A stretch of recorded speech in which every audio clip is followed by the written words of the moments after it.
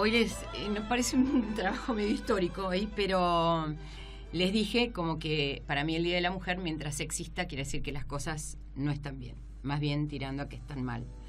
Y siempre dije también, con respecto a los años tremendos que vivió la Argentina, del terrorismo y del terrorismo de ambos lados, tanto el de Estado como el de los terroristas en sí, que siempre se había mirado una parte de la historia y que mientras no miráramos las dos partes de la historia de cuáles habían sido las víctimas del terrorismo y solamente mirábamos a las víctimas del terrorismo de Estado, es como que no tenemos futuro, como que no, nuestra historia está mal vista, está incompleta y sobre todo es injusta. Y el otro día lo hablaba con Seferino Reato, que dije como que lo políticamente correcto se había comido a la justicia.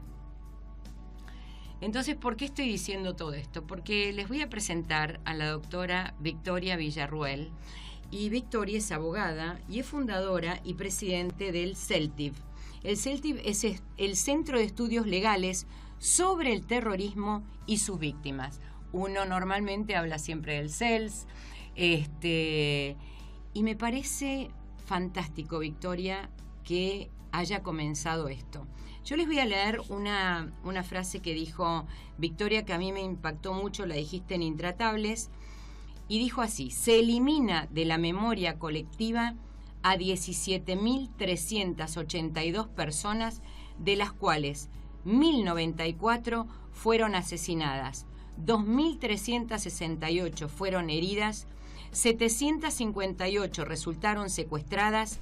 Ninguna de estas personas tiene derechos humanos.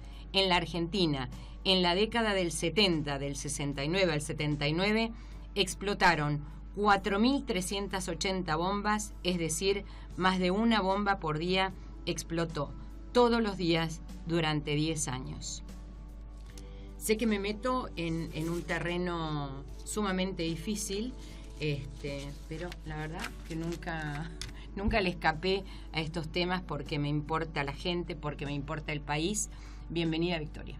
Muchas gracias, Silvia, por invitarme a tu programa, un placer. Me encanta que hayas tomado esta posta, porque creo de verdad que tenemos que resolver este tema en Argentina, que no sé si se va a resolver, no estoy segura. Viví en España 3 años y el tema de la Guerra Civil Española no se resolvió, las heridas siguieron ahí, y sin embargo, pero por lo menos la historia contó todas las verdades de un lado, las verdades del otro, y de los que estaban en el medio también. Y muchas veces se dice, unos dicen que sí, que tuvimos una guerra civil no declarada, pero de verdad, en estas bombas que vos decís, que es una por día, a mí me tocó una. Estábamos en la facultad, estudiábamos Derecho en la Facultad del Salvador, era la época del comunismo en Chile, había mucho movimiento, era el año 71, 72, 73, y estábamos haciendo una truqueada para juntar plata para imprimir los artículos que estudiábamos en Derecho, y voló el primer piso de la facultad, que era hoy es el colegio, antes era el Colegio del Salvador, y no mató a la señora que limpiaba de casualidad. Y la verdad que nosotros no estábamos politizados, no estábamos metidos en nada, al contrario, tratábamos de despolitizarnos porque prácticamente no se podía ir a las universidades. Por supuesto va a saltar alguien del otro lado diciendo, ay, ustedes con la universidad privada. La verdad que cualquiera tiene el derecho de elegir la universidad privada, la pública, la que más le venga bien. Muchos de la universidad privada estudiábamos en la privada porque trabajábamos durante el día y era la única universidad que te daba un horario como si fuera un colegio, entonces trabajabas todo el día y después de 6 a 9 ibas a la facultad, ¿no? Entonces lo que digo con esto, y por el otro lado, también viví que un íntimo amigo, muy íntimo amigo, José Luis Casariego, un día estábamos en la clase de Mujica y viniera y me pusiera, entró vestido de soldado y entonces le digo, José, ¿qué haces? Riéndome, pensando que se había disfrazado. Y le digo, no jodas, me puso la ametralladora en la sien y me dijo, no jodas vos. Y yo lo miré Y era como si mi hermano estuviera haciendo eso. Y te lo estoy contando y se me hace un agujero en el estómago. Y después yo me fui a vivir afuera y después me enteré que José Luis era un desaparecido. Y otra compañera de colegio a la que quería mucho, que hacía muchos años que no veía, Silvita Streger. Éramos 3, Cecilia de Salvo, Silvia Streger y yo. Y Silvia y su hermano, los 2 desaparecidos. Ellos sí estaban en la lucha armada. Con esto no lo justifico ni más remotamente. ¿Por qué digo esto? Yo sentí que en aquel momento todos los amigos y los no amigos que nos quitaron fue porque era muy fácil entrar en nuestras cabezas de chicos de 18, 19, 20 años y mostrarnos que podía haber un mundo más justo y maravilloso, pero a través de una bomba o de una ametralladora. Y eso fue lo que nunca me cerró. Vos sabés que creo que hice una catarsis de lo que significaron esos días. Y eso que después no viví acá. Es que lo que sentimos en este país, y lo he podido vislumbrar luego de los programas en los que he estado, es que la sociedad tiene necesidad de hablar de estos temas, que hemos estado contenidos sin poder hablarlos porque éramos señalados como fascistas, ¿sí?, como progenocidas, como si fuéramos parte de políticamente algo incorrectos. Exactamente. Entonces, sí. Argentina quedó atrapada entre la demagogia, la hipocresía, el ser políticamente correcto, y eso ha sido una de las armas que han utilizado los terroristas para, a lo largo de 33 años de democracia, no permitir que este tema se conozca en su completitud, no permitir que las víctimas logren el reconocimiento de sus derechos humanos y de alguna forma relatar una historia que no es la historia completa, que no es la historia total.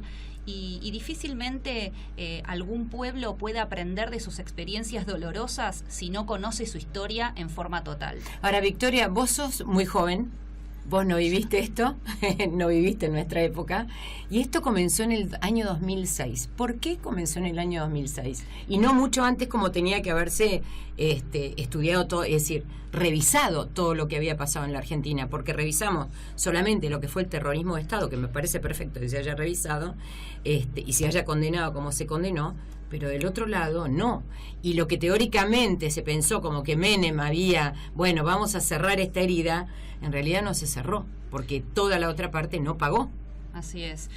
Bueno, te cuento, nosotros arrancamos en el año 2006 creando una ONG. En mi caso particular, la historia de mi familia tuvo algunas agresiones del terrorismo, fueron tentativas de bombas, con lo cual desde muy chica... ¿Qué las familia? Tentativas de bomba las tuvo mi abuelo, que era almirante, pero era historiador naval, entonces era muy conocido por dar conferencias sobre temas históricos.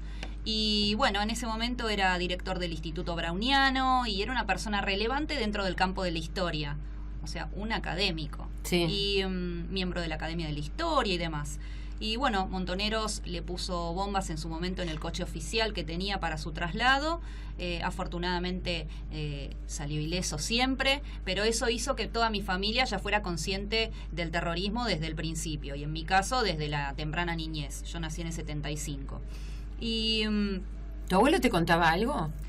Muy poco, muy poco. De hecho, yo me fui enterando ya de adulta de lo que le había pasado a él, de cómo vivía mi familia toda esta circunstancia. Este es un tema tabú que se habla. Es un tema tabú, definitivamente. Se habla muy poco, incluso intrafamiliarmente. Deja secuelas muy duras, en nuestro caso no, pero hay familias que han perdido un ser querido, sí. Y llegan a nosotros, a la ONG, y nos cuentan experiencias o situaciones que no les han contado a sus hijos o a sus hermanos. Entonces es un tema que se ha manejado de una forma tan perversa en la República Argentina, que ha hecho que la propia víctima se sienta corresponsable o se sienta culpable de lo que ocurrió luego del 24 de marzo del 76. Claro. Y bueno, y volviendo a... Otro tema, 24 de marzo. A ver, lo pidió todo el mundo y no lo reconocen. Además los pidieron los principales partidos políticos de este país y nunca hicieron el mea culpa de eso. Yo no vivía acá en la Argentina, pero me acuerdo perfectamente que llegaba a la Argentina y todos estaban pidiendo por favor que se fuera María Estela de Perón, que había una cultura de esto de este gobierno no me gusta, lo sacamos, el otro gobierno no me gusta, lo sacamos. Está bien, ahora vamos aprendiendo la cultura de la democracia, pero en aquel momento no era esa la cultura que había en la Argentina, ni más remotamente. Así es. De nuevo, volvemos a lo mismo. Se cuenta la historia de una forma que casualmente en todas las circunstancias es conveniente para el terrorista. Es conveniente para su impunidad y es conveniente para su relato. Mira, principalmente creo que ha sido porque desde el 83 en adelante ellos se han reinsertado en la sociedad, desde la política, los medios, y desde esos lugares han hecho un trabajo intensísimo con dos objetivos. Primero, garantizarse su impunidad en 33 años de democracia, salvo algunos cabecillas de las organizaciones terroristas, nadie ha ido preso. Y los que estaban presos, legal o ilegalmente, todos quedaron libres a partir del 83. Y luego para reescribir la historia, una historia en la cual ellos no son co-victimarios, son víctimas. Pero el tema es que antes de haber sido víctimas, fueron victimarios de los inocentes a los que yo represento, que han sido totalmente dejados de lado. Entonces, bueno, en el año 2006, yo me recibí de abogada en el 2003, estuve estudiando cómo crear una ONG de este tema en un país que ya estaba en ese momento Kirchner, con lo cual este tema estaba muy candente, y bueno, en un momento determinado estudié a los españoles, cómo lo habían llevado adelante ellos. Nosotros trabajamos con las principales entidades de víctimas del terrorismo de España, nos pusimos en contacto con ellos y creamos el CELTIB, una asociación civil que lo que hace es representar a las víctimas del terrorismo con los diferentes reclamos que ellas tienen. Las víctimas del terrorismo tienen... Yo nunca los escuché reclamar, realmente, con la fuerza que reclaman las víctimas del terrorismo de Estado. Fueron años muy difíciles. De estos...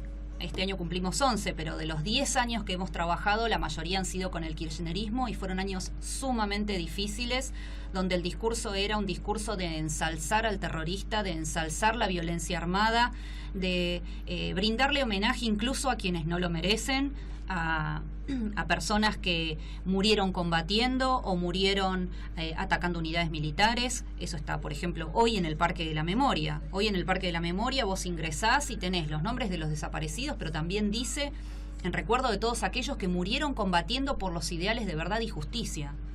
Me gustaría saber qué ideal de verdad y justicia tenía, por ejemplo, Alicia Camps, que murió en el 72 armando una bomba.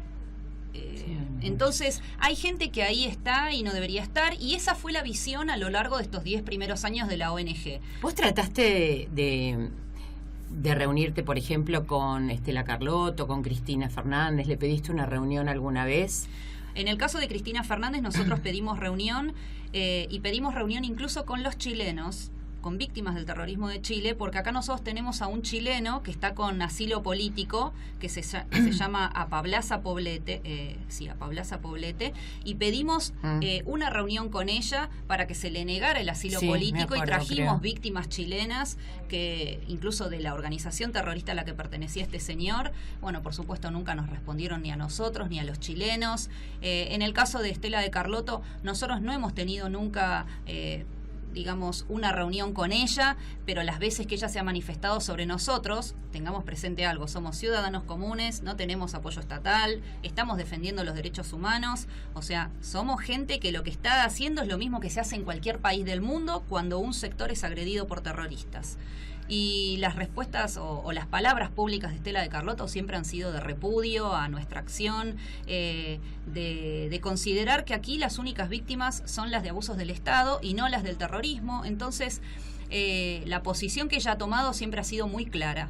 La entiendo, fue madre de una combatiente montonera, la entiendo, respeto su dolor, lo que no voy a justificar de ninguna forma es que no se diga la verdad. Entonces, desde ese punto de vista, entiendo el dolor de todos aquellos que han perdido un familiar, que han sufrido abusos por parte del Estado, comprendo ese dolor y de alguna manera siento total empatía por él, pero no puedo justificar que se cree una historia paralela a la verdadera historia. Eso no lo puedo justificar. Entonces, por esa razón es una de las principales razones por las cuales creamos también la ONG, para que se defienda la verdad histórica. A ver, los derechos humanos son una palabra muy importante. no es una palabra con la que se pueda jugar. Y la igualdad ante la ley es otra cosa muy importante. Entonces, creo que de verdad todas aquellas personas de bien que intentan buscar la verdad y el bien y de alguna manera debieran tratar de unir todo aquello que en algún punto se desunió, me extraña que no logren encontrar el mismo lugar, porque en realidad las dos están luchando por lo mismo.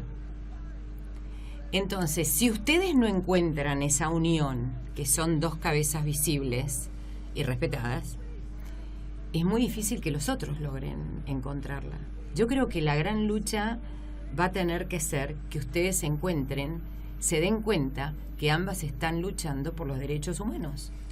En el caso de mi posición y la del Centro de Estudios Legales sobre el Terrorismo y sus Víctimas, nuestra posición siempre ha sido la... O hablar con todos aquellos, estoy hablando del CELS, estoy hablando de... Lógico. Nosotros siempre hemos tenido una actitud de mucho respeto. De hecho, hemos tenido reuniones con personas que han integrado las organizaciones armadas, pero que no militan en estas organizaciones de derechos humanos.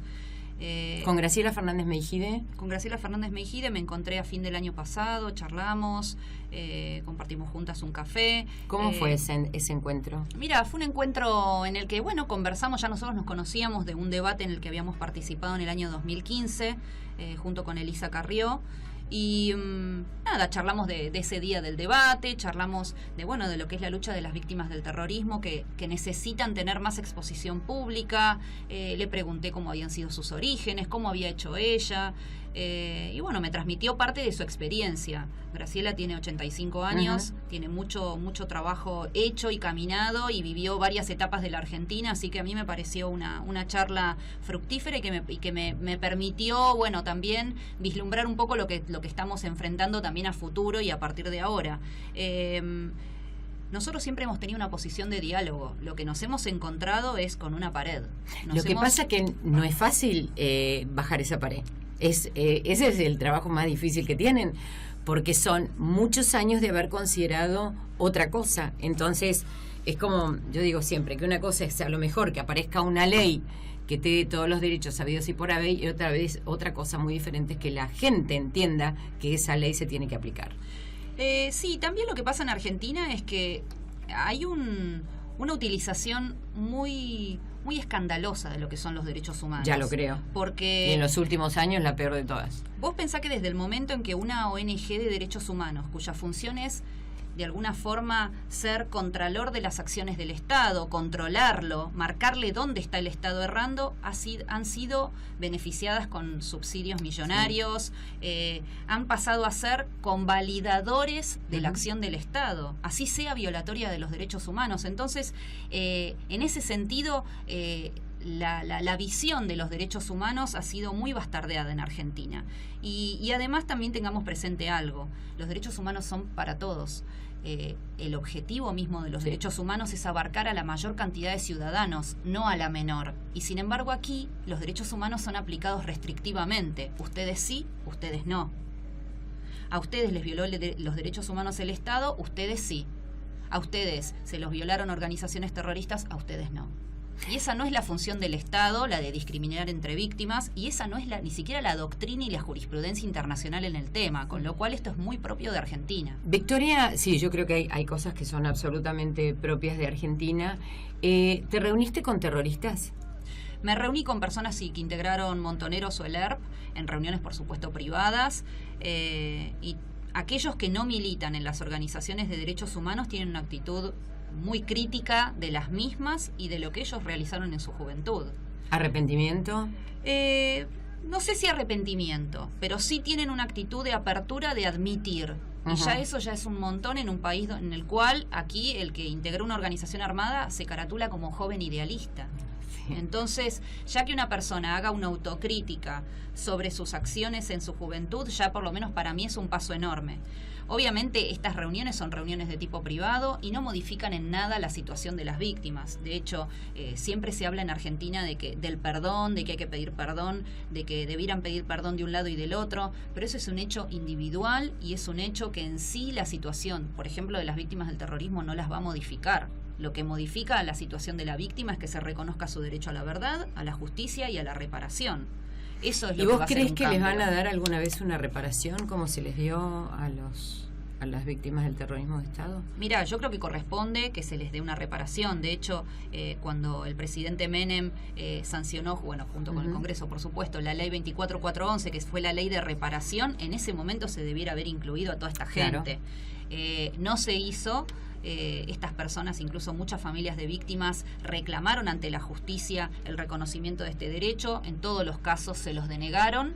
Y bueno, y nos encontramos hoy, año 2017, reclamando una reparación por lo que pasó hace 40 años atrás, en una cosa que es aberrante. Te digo, nosotros trabajamos con las ONGs de víctimas del terrorismo de otros países y la situación de Argentina, por lejos, es de las peores del mundo.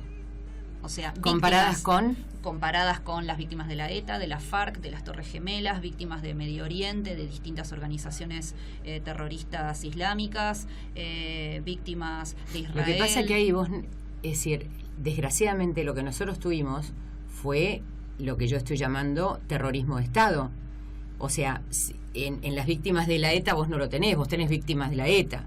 En las víctimas de las Torres Gemelas tenés lo de las Torres Gemelas. No tenés ahí un Estado que salió completamente de todos los límites que tenía que salir. Porque yo lo que digo siempre es, lees el nunca más. Si solamente el 10% de lo que dicen nunca más fuera cierto y el 90% fuera mentira, es tremendo. Es tremendo, sigue siendo tremendo. Lo que pasa que igualmente, aún siendo situaciones como la de España no fue un conflicto armado, España son hechos de terrorismo. En cambio, Exacto. Argentina vivió un conflicto armado interno con atentados terroristas. O sea, es una situación más compleja. Pero países como, por ejemplo, Colombia, que hace 50 años que están intentando resolver este tema, han reparado a sus víctimas. Se permite la realización de juicios de las víctimas contra los terroristas, de las víctimas pidiendo el reconocimiento de ciertos beneficios económicos, por ejemplo, en el caso de gente que ha quedado cuadriplégica o herida, o que... Y aquí en Argentina se deniega todo. En estas cifras que estaba mirando, pero que me voy a poner los anteojos, que yo fui leyendo, acá, ¿no? ¿De dónde salieron todas estas cifras? 17.382, 1.094 asesinadas, 2.368 heridas, 758 secuestradas. Estas cifras salieron del proyecto Víctimas, un proyecto que nosotros llevamos adelante durante 5 años para construir una lista de víctimas. Cuando en el año 83 el presidente Alfonsín creó la CONADEP, no creó una comisión de la verdad para investigar los crímenes del terrorismo. Entonces, cuando la ONG se crea en el año 2006, nos encontramos con la situación de que no sabíamos a cuánta gente representábamos. Claro. Entonces, bueno, dijimos, ¿de qué manera vamos a hacer una lista que permita conocer la cantidad y los nombres de las víctimas? Entonces, lo que decidimos hacer... ¿Hoy las conocés? ¿Cada nombre los tienen? Hoy sí. Hay también varias personas que son NN, pero bueno, ahora te voy a explicar bien cómo se hizo la lista. La lista decidimos hacerla exclusivamente con material público, es decir, con material de 4 diarios nacionales, La Nación, La Prensa, Clarín y Crónica, del año 69 al 79, se relevaron completos a la búsqueda de quienes habían sido sindicados como víctimas de atentados terroristas. Todo eso a su vez se complementó con las 2 revistas principales de las organizaciones terroristas, Evita Montonera y Estrella Roja. Y a su vez eso se complementó con 50 libros que fueron escritos principalmente por miembros de estas organizaciones armadas. Por ejemplo, ¿quién hizo todo ese estudio? Ese estudio lo hizo la ONG con un grupo de voluntarios, algunos de ellos historiadores, que relevamos todo ese material. Íbamos a las hemerotecas, fotografiábamos los diarios, relevábamos y dilucidábamos cuál era un atentado terrorista y cuál no, todo siguiendo el estándar internacional. Toda esa información pública arrojó una cifra de 17.382 víctimas de distintos tipos de atentados. ¿Con nombre y apellido? Con nombre y apellido.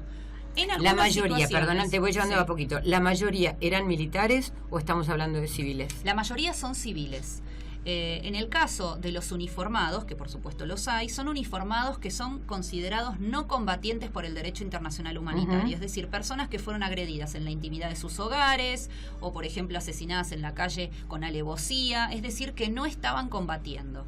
No incluimos, por tanto, a los militares que participaron en el operativo Independencia en Tucumán. Por ejemplo, ellos no, porque ellos son combatientes, tienen otros derechos, otras obligaciones. Únicamente son víctimas aquellos que fueron atacados, que sufrieron alguna agresión por atentados terroristas, en forma directa o indirecta. Sí, que no tenían nada que ver con el combate. Exactamente. Y bueno, y estas personas eran informadas por los medios. ¿Qué sucede? En la lista, que yo aquí te traje el libro Los Otros Muertos, donde la lista está contenida, hay personas que figuran como NN. Esas personas que no tienen nombre definido es porque los mismos medios de prensa decían hubo 10 heridos. Claro. Entonces nosotros corroborábamos que los diarios sostuvieran esa posición, ese número de 10 heridos, y sobre eso se agregaba los 10 NN. El Estado debiera dar los nombres de esas personas. ¿Por qué no fueron a listas, por ejemplo, del Ministerio del Interior o del Comando en Jefe? Es decir, se me ocurren fuentes que podría haber en ese momento, ¿no? Porque quisimos garantizar la objetividad de la lista. O sea, quisimos garantizar que la lista fuera, primero, estuviera al alcance de cualquier ciudadano. Cualquier ciudadano que quiera tomarse este trabajo va a poder hacerlo yendo a las hemerotecas, leyendo los libros y viendo las revistas. Puede llegar a la misma conclusión. Y segundo, queríamos privilegiar la objetividad. Para nosotros era fundamental que nadie pudiera decir que la lista tenía algún tipo de cariz, que se habían incluido víctimas que no corresponde o que hubiera casos de militares en combate. Entonces, por eso tampoco se utilizaron archivos privados, ni nada que tuviera que ver con el Estado. ¿Por qué? Porque esta es la segunda etapa. El Estado debe complementar esta lista. Claro. Nosotros sabemos que la lista, de hecho, es mayor a este número. ¿Te encontraste con gente, con esta gente? ¿Con la gente que está en la lista? Sí, con muchas.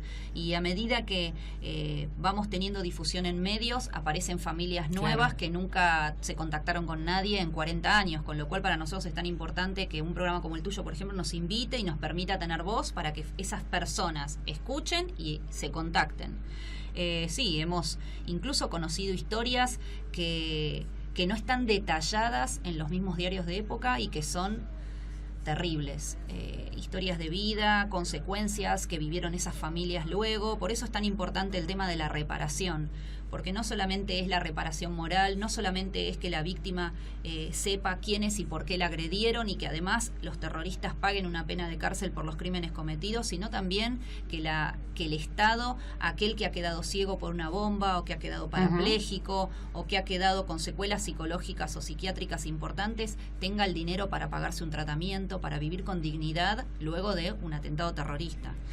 Victoria, ¿qué pensás de ese Estado que reaccionó de la forma que reaccionó?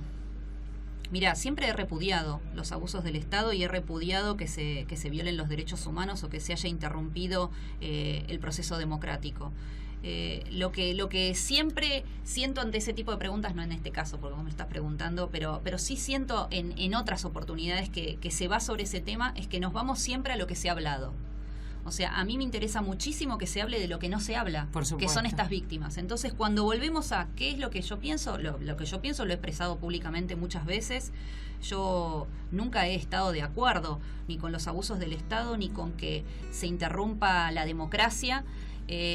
Considero que el Estado debe proteger a sus habitantes, sobre todo aquellos que son víctimas de atentados terroristas, que es su función principal, defender a la población civil. Sí. Es su función primordial, y eso el Estado debe hacerlo, pero de ninguna manera convalido los métodos elegidos. Perfecto. Vamos. ¿Qué elegiste para hoy, compañía? A ver, te quiero escuchar. Estás escuchando Futuro Perfecto.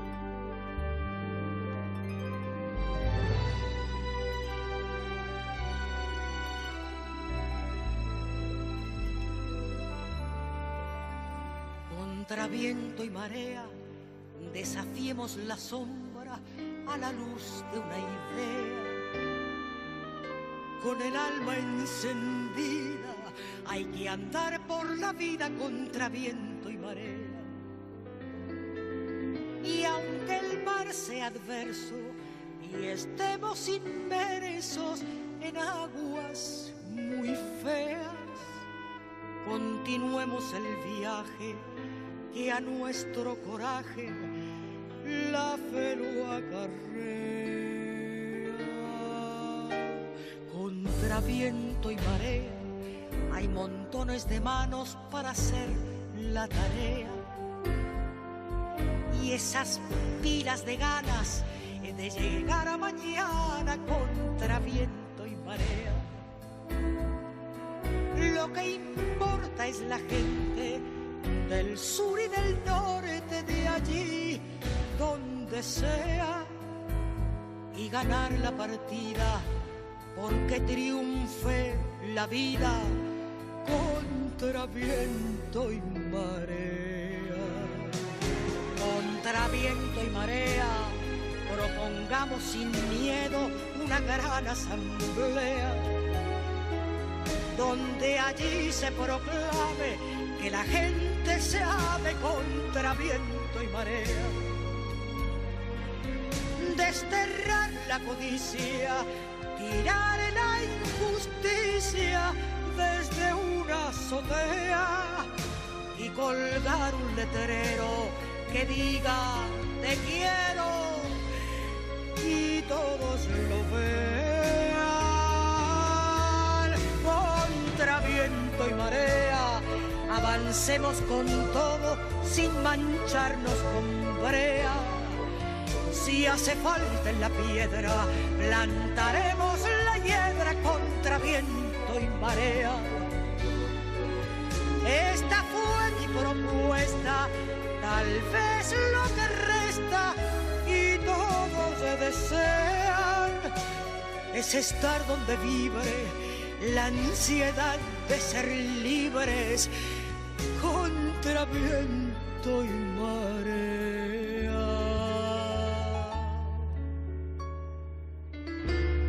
Quiera Dios que así sea.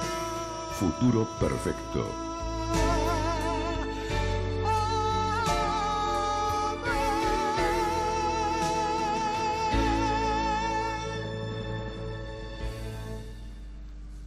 Cómo me gusta Eladia Blasquez.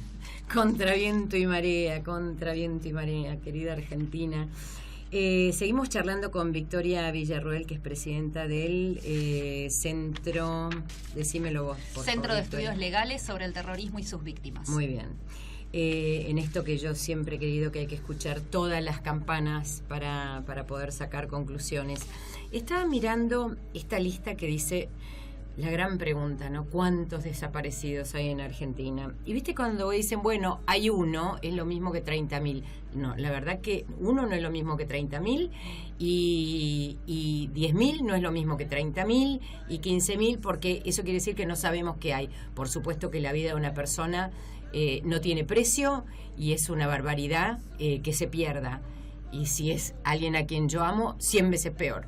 Pero no podemos decir, todo el mundo dice, bueno, es lo mismo uno que 30.000. No, no es lo mismo uno que 30.000, ni más remotamente. Entonces acá voy leyendo cuántos desaparecidos hubo según las investigaciones. Según la investigación de la CONADEP, 8.961. Según la Secretaría de Derechos Humanos, 7.089. Según la Asamblea Permanente de Derechos Humanos, 6.000. Según Amnistía Internacional, 4.000. Según la OEA, 5.000. Según la Comisión Internacional de Derechos Humanos, 5.580. Según Fahrenheit, 6.936. No sé quién es Fahrenheit. Según el Senado de España, 7.000. Según el New York Times, 6.000. Según el Comité de Derechos Humanos de Ginebra, de la ONU, 1.377. Según el Registro de Fallecidos, REDEFA, 7.500. Según desaparecidos.org, que es Fernández Meijide, 7.954. ¿Cómo, es lo mismo que te pregunté hoy, cómo llegan estas instituciones a esos números? Que son disímiles, porque no es lo mismo 4.000 que 8.961, como dice la CONADEP, que creo que fue la que más trabajó. Sí, la CONADEP recibió, las denuncias si querés, la CONADEP fue la que tuvo la mayor cantidad de información, porque en ese momento Pienso recibió la denuncia de los familiares de aquellos que estaban desaparecidos o detenidos desaparecidos, recopiló los testimonios, con lo cual es la que llevó adelante, si se quiere, el trabajo más importante en este tema, aparte de que tuvo el apoyo del Estado, con lo cual tuvo todo, por eso te digo, tuvo todas las herramientas que podían necesitar. Y estaba todo fresco, con lo cual habíamos salido recién del gobierno de facto, entonces estaba todo mucho más fresco como para la búsqueda de información. A mí me parece, la verdad, me parece escandaloso que a 33 años de democracia no sepamos cuál es el número de desaparecidos, principalmente porque, primero, cada víctima es importante, pero también la verdad es importante. Y acá la verdad también es víctima. Claro que sí. Acá hemos perdido el norte respecto de lo que es correcto y lo que es incorrecto. Acá es mejor esgrimir una cifra simbólica y estar defendiendo un mito que decir la verdad. O sea, si yo pusiera 4.000 muertos, ponele que tome el de Amnistía Internacional, eso no exime de todas las barbaridades del gobierno de facto. No, o sea, pero no está bien que no sea correcto. Y además es un bastardeo a cada uno de estos muertos, porque se están mezclando muertos con personas que murieron poniendo bombas, con personas que se tomaron la pastilla de cianuro, con personas que fueron asesinadas por los mismos miembros de las organizaciones terroristas cuando hacían sus juicios de justicia revolucionaria. Entonces, acá se está a las verdaderas víctimas englobándolas en un grupo mayor de personas que no todas son víctimas. Entonces, hasta que no logremos dilucidar esto, la verdad que también me parece como que no vamos a aprender como país la enseñanza que nos deja el dolor, que es un dolor colectivo, no uno que sufrió una parte de la sociedad, lo sufrió todo el pueblo argentino. Sí, lo del dolor colectivo es absolutamente cierto. Sigo pensando que tu mayor desafío lo tenés en los que luchan por los derechos humanos. Creo que probablemente lo que pasa es que hay que tener una grandeza enorme para lograr quebrar esa pared. ¿Qué te pasó con Victoria Donda en Intratables? Mira, en el segundo programa que me invitan de Intratables, estaba Victoria dentro de aquellos que eran los panelistas y... No, estaría como invitada, Victoria. Estaba como invitada, como invitada. Bueno, yo había ido al canal con el papá de un niño asesinado por montoneros, con el señor Isaac Barrios, que perdió a su hijo de 3 años el 6 de diciembre del 77, y lo había llevado conmigo para que él pudiera contar lo que es ser víctima del terrorismo cuando te matan a un hijo, que creo que debe ser de los peores dolores que puede haber. Victoria, por supuesto contó su historia, Victoria Donda y demás, hubo un intercambio con Rico que fue muy agresivo entre ellos y demás, y luego cuenta su historia el señor Isaac Barrios. Y a mí lo que me sorprendió fue la falta de empatía ante el dolor ajeno que tuvo Donda con respecto a lo que contaba este señor, que estaba contando que le habían asesinado a su hijito, un obrero metalúrgico. Un obrero metalúrgico. Las circunstancias del hecho, de este atentado terrible fueron el 6 de diciembre del 77. La mamá de este nene va con el nene a pagar una cuenta al banco, en un banco de Montechingolo, en el conurbano bonaerense. Salen del banco y el nene, como ya era diciembre, le pide un helado, van al kiosco que estaba al lado, compran el helado. Cuando salen, mientras esto ocurría del helado, una pareja de terroristas montoneros dispara contra el frente del banco porque había allí un policía que se llamaba Herculano Ojeda. Este policía estaba de custodia en el banco, cae... Era muy común hacer eso. Exacto, cae sobre la vereda. La mujer desciende del vehículo, lo rocía el cuerpo del policía todavía vivo con nafta y le prende fuego, se vuelve a subir al auto y dispara una ráfaga de ametralladora huyendo del lugar. En esa ráfaga hiere de muerte a Juan Eduardo Barrios, de 3 años, y hiere a 3 civiles más. El papá de este nene era un obrero metalúrgico que se deslomaba para darle a este único hijito un futuro mejor que el que había tenido él en su niñez. Y se enteró de la muerte de su único hijo. ¿Y él estaba ahí? Él no estaba, él estaba trabajando en la fábrica. No digo, él estaba ahí en Intratables. Él estaba en Intratables, me acompañó, contó su historia. con un nudo en la garganta, porque es una persona que no ha hablado nunca en televisión abierta. Además, transitar esas historias es muy doloroso para el que la cuenta. Muy tremendamente doloroso. Y es una persona que no es de los medios. Uh-huh. Entonces, y lo que nos sorprendió, porque después lo hablábamos, pero a mí particularmente, la falta de empatía ante el dolor ajeno. Miraba su celular, Victoria Donda, en ningún momento se acercó cuando terminó el programa ni a saludarnos, ni siquiera a saludarlo a él, porque pongámosle que a mí no me quiera saludar. Yo no creo que Victoria Donda sea una persona a la que no le importe esa historia, te juro que se lo voy a preguntar cuando la vea. A mí me sorprendió porque mucha gente me había hablado de ella diciendo como que bueno, que ella iba a comprender esto, pero la verdad que yo no vi ante la situación de que había 2 víctimas en el canal, yo no vi de parte de ella ningún tipo de cercanía para el dolor de esta persona. Y quiero decir algo, yo entiendo muchísimo el dolor de los familiares de desaparecidos, porque todos los que estamos en estos temas de derechos humanos, si los analizamos realmente con objetividad y si los analizamos con empatía hacia el otro, vos entendés bien lo que está sufriendo el otro, porque yo estoy entre personas dolientes todo el día.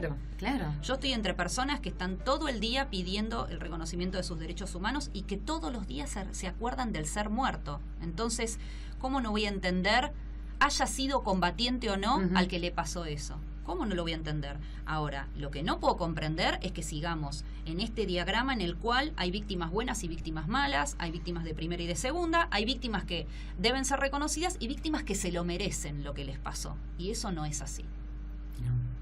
No. Eso no es así.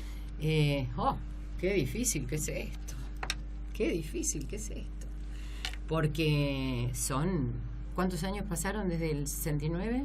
Ahora, y 50, casi 50 más. Son 50 años, de a poco se van muriendo un montón, y hay algunos que creen que porque algunos se mueran es como que esto va a terminar, y no es así. Las heridas quedan abiertas, porque las historias se cuentan, y se cuentan según el cristal de uno o según el cristal del otro. Entonces, la herida va heredándose, y va cambiando de formas, y no está bueno que se hereden las heridas. Normalmente las heridas no debieran heredarse. Las heridas se heredan y se heredan de la peor manera. Claro, de la peor manera. Las víctimas del terrorismo, por ejemplo, al no haber sido reconocidas y pasar por 12 años en los cuales este tema fue tratado con tanta agresividad hacia ellas, han sufrido situaciones terribles. Por ejemplo, me gustaría citar la de Diego Moreno. Diego Moreno era el hijo de un policía que fue asesinado en el año 79 durante el atentado a la familia Klein. Este policía era uno de los custodios que estaba enfrente de la casa. Montonero lo asesinó junto con otro llamado Cardachi. Murieron los 2. Bueno, el hijo menor de este policía se llamaba Diego Moreno. Hace 2-3 años, en el aniversario de la muerte de su papá, ese chico se suicidó. Tenía 35 años. Entonces, este tema no tiene solución hasta que el Estado no sea Estado para todos. Sí, que creo que es una parte, y es una parte que es el todos nosotros. Hay una parte que tiene que ver con el todos nosotros. Es Estado para todos, sí, y no solo para algunos. Y uno puede entender que haya víctimas que tengan su reconocimiento, pero debe reconocer a todas. No se puede reconocer además, a la mujer asesinada y no a la mujer violada. Claro. O discriminar entre esto sí, esto no, porque por razones políticas nos conviene, o porque políticamente es correcto reconocer al de Montoneros, que fue desaparecido, y no a la víctima del terrorismo. No. Todos. Definitivamente no está bien. Todos. No se puede discriminar entre víctimas. Y ese es el reclamo de la asociación. ¿Y encontrás empatía en los periodistas, en los medios?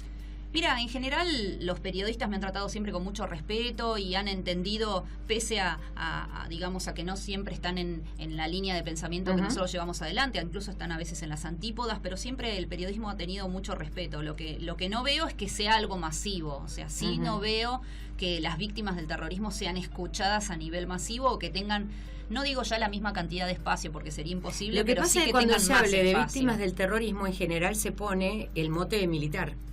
Y ahí es donde está el problema. O sea, se creen que solamente hubo militares víctimas del terrorismo. Y no fueron solamente militares víctimas del terrorismo, que además hubo militares inocentes víctimas del terrorismo. O sea, víctimas del terrorismo, los que vivimos esa época, fue toda la sociedad, te diría. Supuesto. Porque de alguna manera lo que ocurrió fue reactivo a lo que estaba ocurriendo. Entonces, y lo imperdonable hacia el Estado es que el Estado tiene todos los medios, todas las herramientas para hacer las cosas bien, no para haber hecho las cosas tan mal. Ahora yo te pregunto, Silvia, después de 33 años de democracia, donde a estas víctimas no se las reconoció nunca, ¿a quién le convino esa situación? A los terroristas. Por supuesto. No han pagado por ninguno de sus crímenes. O sea, vos en este país ponés una bomba, matás a 24 personas, como pasó el 2 de julio del 76. Eso que fue la bomba en el comedor de la Policía Federal. Exactamente. Y te la llevas gratis. Ponés la bomba y te vas sin ningún problema. 40 años después, el ideólogo de esa operación terrorista, que fue Walsh, tiene una estación de subte acá cerca de la radio. Entonces, si llegamos a este punto donde los terroristas son homenajeados, donde la verdad ha sido víctima como estas 17.382 víctimas, nosotros de nuestra parte, todas las intenciones de encontrarnos con todos los sectores que sean, pero queremos que el Estado sea Estado para todos. Acá la responsabilidad es sobre el Estado. Qué tema. ¿Tenés chicos? No tengo todavía. ¿Estás casada ya? No. Muy bien. Necesitamos novio. Vamos a aflojar un poquito, vamos a poner un poco de música y ahora volvemos con Victoria.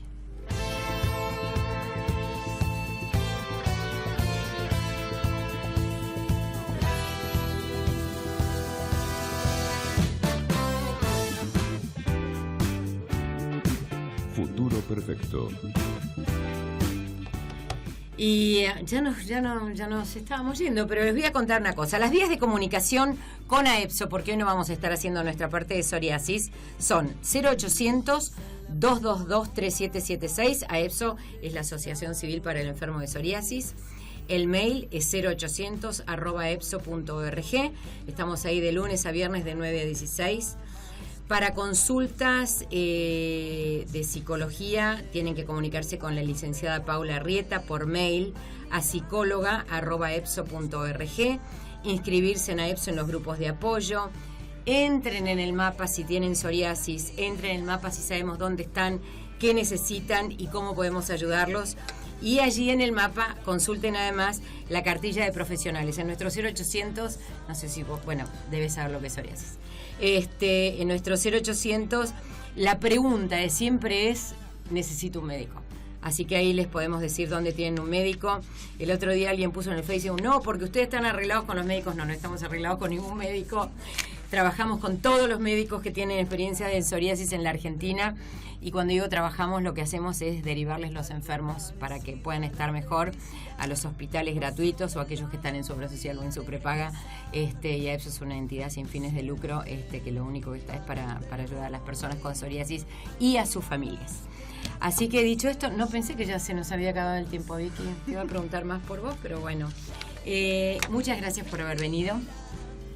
Te deseo lo mejor en esta lucha enorme que has emprendido. Y bueno, me imagino que debes tener los genes de tu abuelo, los de historiadora. Sí. Quisiste revisar una parte brava de nuestra historia. Sí. Muy brava. Muy brava, pero bueno, creo que también es lo que nos puede hacer crecer como país, sí. Lo que nos puede hacer mirar al futuro dejando atrás este dolor y no teniéndolo abierto y latente todo el día.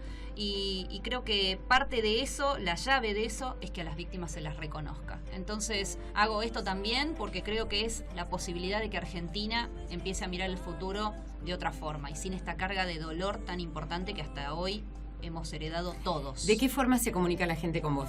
Bueno, con nosotros se comunican a nuestra página web, es www.victimasdeargentina.com.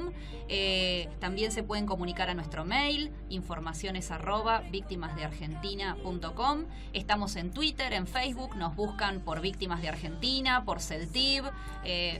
Okay, y perfecto. A mí también me encuentran por mi nombre y te quiero agradecer muchísimo el espacio, la charla, todo lo que contaste me pareció súper interesante y cuando hablas con cada uno, ves que cada uno tuvo alguna experiencia con el terrorismo. Sí, entonces definitivamente, hay que hablarlo.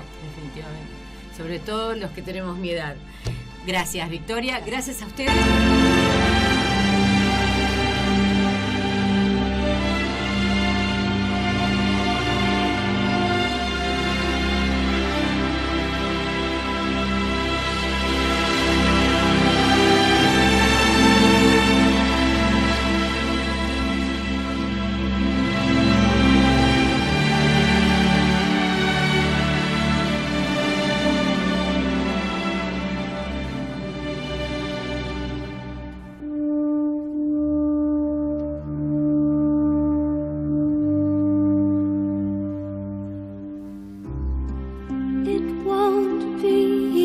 easy, you'll think it's strange when I try to explain how I feel, that I still need your love after all that I've done.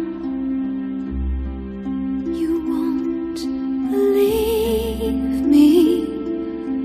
All you will see is a girl you once knew, although she's dressed up to the nines. It's 6s and 7s with you.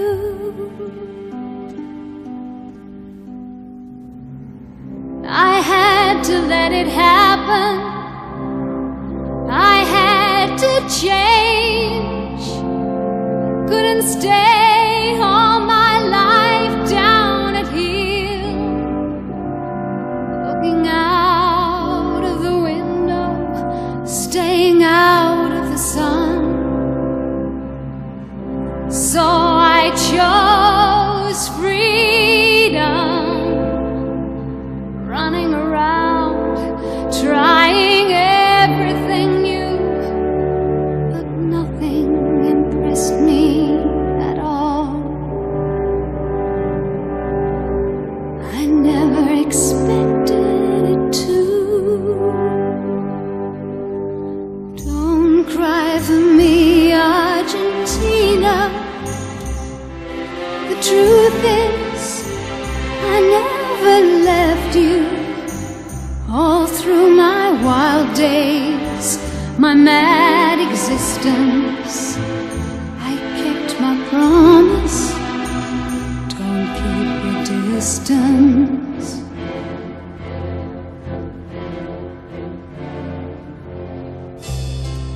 And as for fortune, and as for fame, I never invited them in,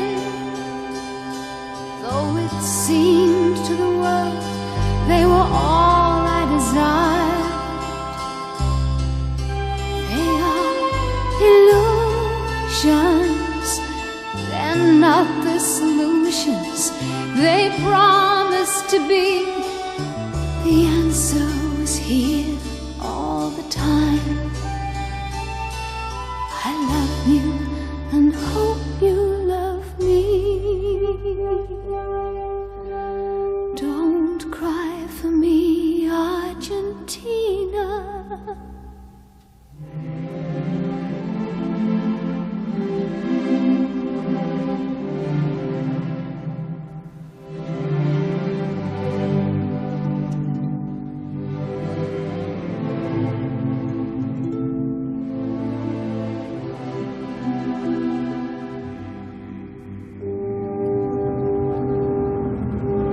Don't cry for me, Argentina. The truth is, I never left you. All through my wild days, my mad existence, I kept my promise. Don't keep your distance. Have I said too much? There's nothing more I can think of to say to you. But all you have to do is look at me to know that every word is true.